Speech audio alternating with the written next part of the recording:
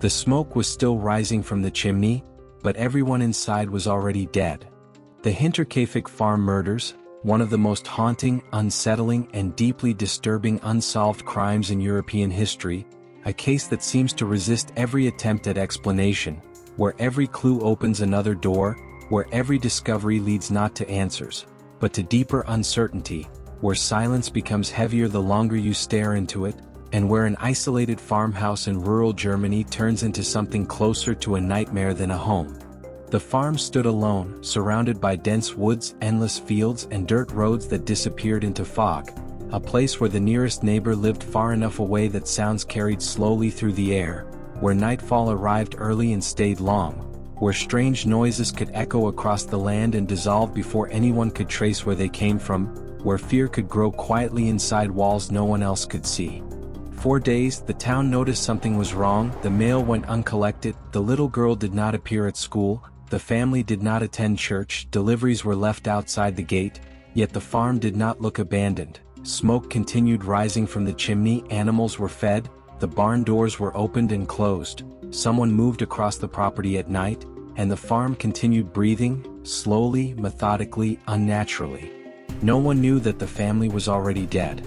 When neighbors finally worked up the courage to investigate, they crossed the yard in a thick, oppressive silence, the wind brushing against dry grass, the creak of wood beneath their feet, every sound amplified by dread.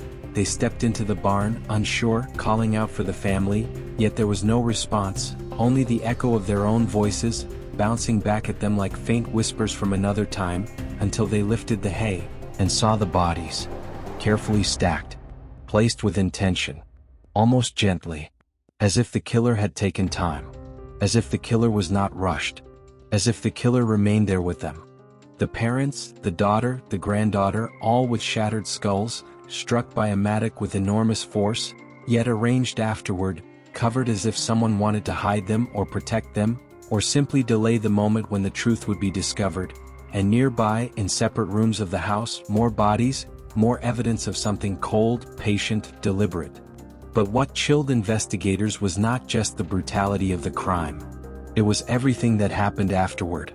Inside the farmhouse, the beds had been used, the sheets disturbed, food taken from the pantry, the kitchen was still warm, fresh embers glowed faintly in the fireplace, footsteps crossed between rooms, the animals had been fed daily, and every sign suggested that someone had been living there, sleeping there, walking across wooden floors for days after the murders, coexisting with the bodies only a few meters away.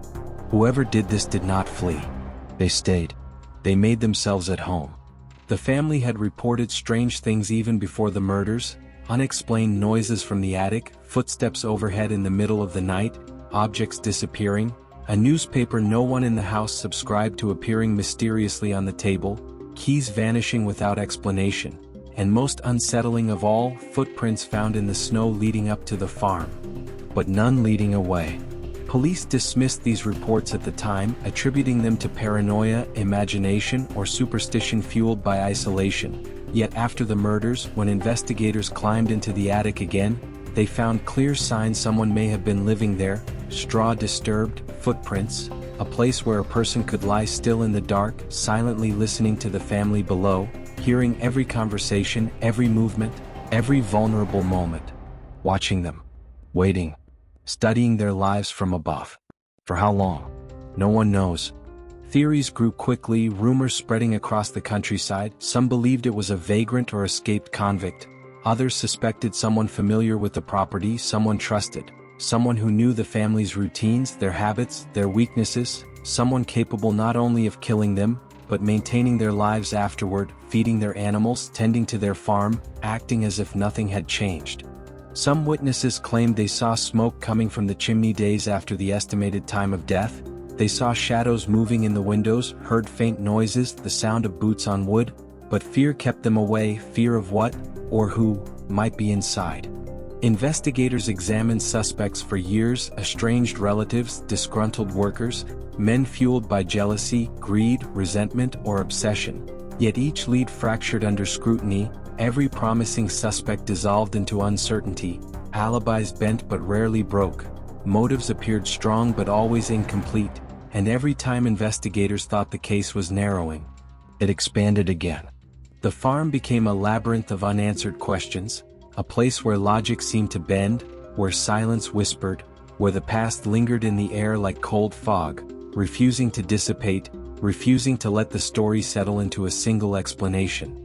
Even more unsettling, many believed the killer may have returned to the scene after the investigation began, walking near the ruins, watching from the treeline, an unseen presence tied to the land, unable, or unwilling, to let go.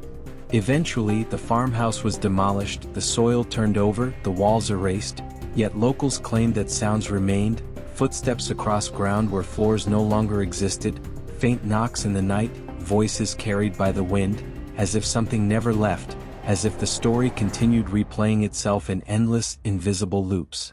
Today, historians and criminologists revisit the original files, photographs, and testimonies, examining every contradiction, every inconsistency, every unsettling detail, yet the same haunting realization always returns. The killer not only destroyed a family. They moved in afterward. They lived among the dead.